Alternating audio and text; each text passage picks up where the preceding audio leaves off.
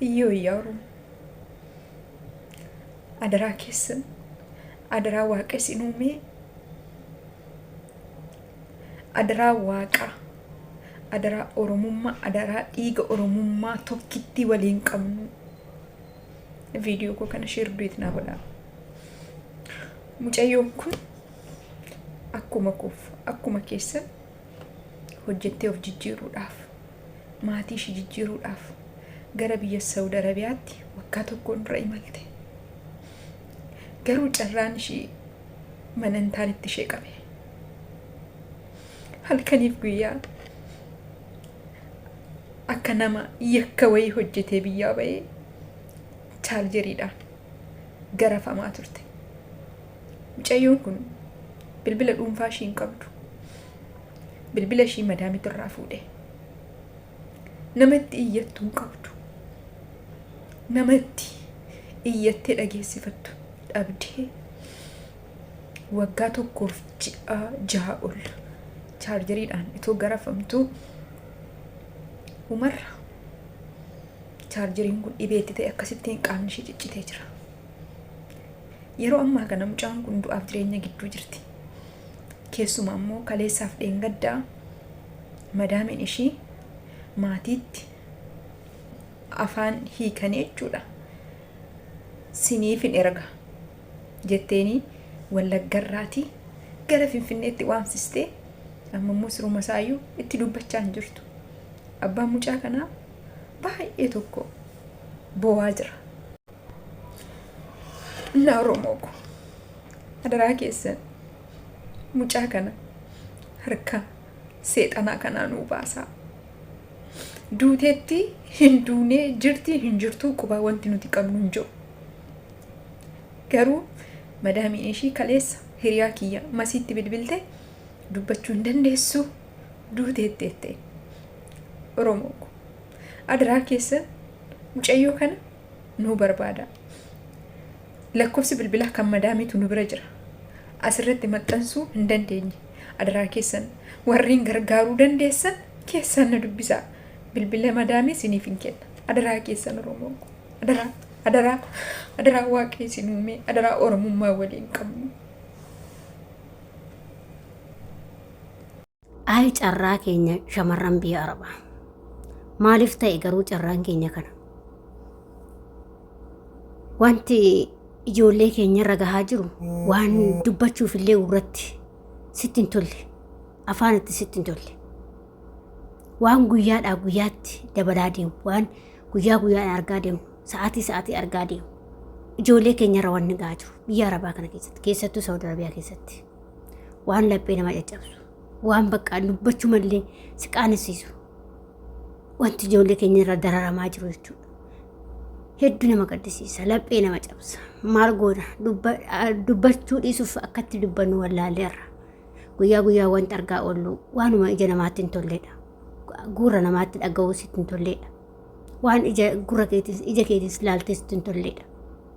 Egaa kaa hordoftoota koo ashamaa akkam jirtu nagaa keessanii ani nagaa kootti galata waaqayyoo isin jedha. Akkasuma warra chaanal kiyya afaaraa taatan immoo subscribe gochuudhaan maamila keenya ta'a isin jedha. Egaa hordoftoota kiyya akkuma jalqaba irratti viidiyoo isinitti agarsiisa irratti obboleettiin keenya tokkos asuma Saudi Arabiyaa kana keessatti ijoolleen rakkina cimaa keessa kan jirtudha kan isaan himaa jiranii. Obboleettiin keenya himtee jirti rakkina cimaa keessa jirti. Adaraa maaluu dhaqqabaa erga biyyaa baatee waggaa tokkoof uumama lakkoofsistee jirti. Ergasii immoo baay'ee tumamaa jirti. Uummannoodhaaniin kan ifoon naannoo kanaan jirtu kan chaarjerii kanaan tumamaa turti. Simii naannoo chaarjerii ittiin chaarjessan kana kan moobaayiliidhaan chaarjessan kana jechuudha.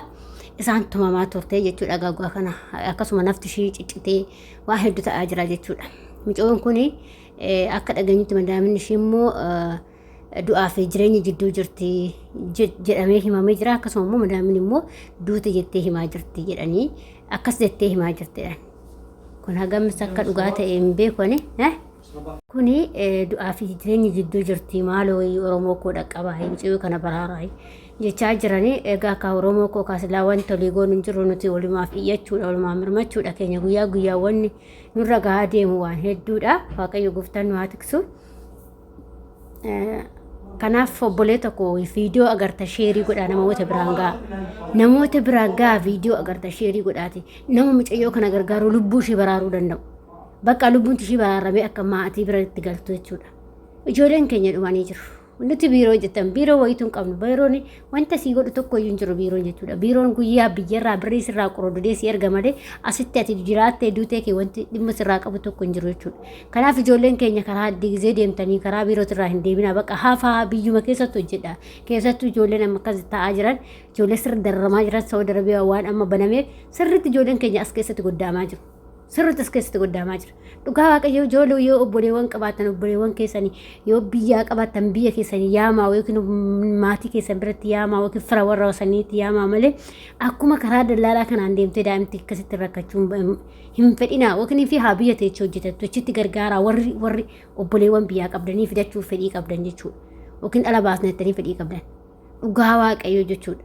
Kanaaf adraa keessan ani dhugaa waaqayyo isinitti meetin ture dhugaa hin baqa hin fidina siruma baqa ijoollee yoo ofii keetii mana agartee fidde yookiin immoo akka isaan karaa dallaalatiin deeman tokko eeyyaminaa fi waan akkasii isaan irratti hojjeteetiin ture duraanillee hin eeyyaminaa fi baqa haa ta'anii biyya keessatti hojjetanii gargaaru obboleettii kee gargaaru waan dandeessu gargaarin gaafa duute siif hin galtu waan ta'eef har'a kun ijoollee meeqas biyya as keessatti ajjeesanii jiran namni gaafatu tokko hin jiru. Si galuu hin dandeechu garuu birrii ati fi asitti hojjettu kana ishii gargaarii waan tokko baniifaa biyyatti daladdu malee akka karaa dallaalaatiin yoo mana agartee ofii keetii yaabiti biyya kana fiddee maatii gaarii agartee maatii gaarii soxxee fi akka itti galchuu dandeessa garuu immoo akkanumatti karaa dallaalaatirraa ooftanii ijoollee keenya du'aaf saaxilina ijoolleen keenya baay'ee rakkachaa jirti biyya kana keessatti dhugaa waaqayyo isiniin jedha.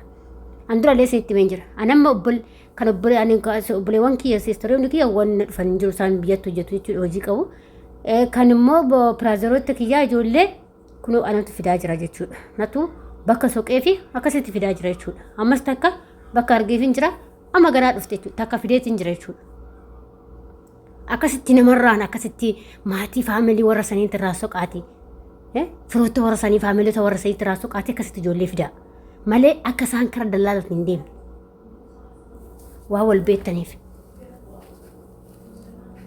Kanaaf adaraa keessan isin jedha. Waaqayyo si faana haa ta'u hedduu nama gaddisiisa dhugaa rabbi. Lapheen cabde. Lapheen cabde. Waan dubbanni wallaalle. Waan dubbanni wallaalle ijoollee adaraa keessan. Waaqayyo harka diinaa keessaa si haa baasu obboleettii koo waan dubbadhu wallaalle. Lapheen cabde. Wanta dubbanni wallaalle harka diinaa keessaa si haa baasu obboleettii koo. Hedduu namatti dhaga'ama dhugaa rabbii laphee nama cabsa.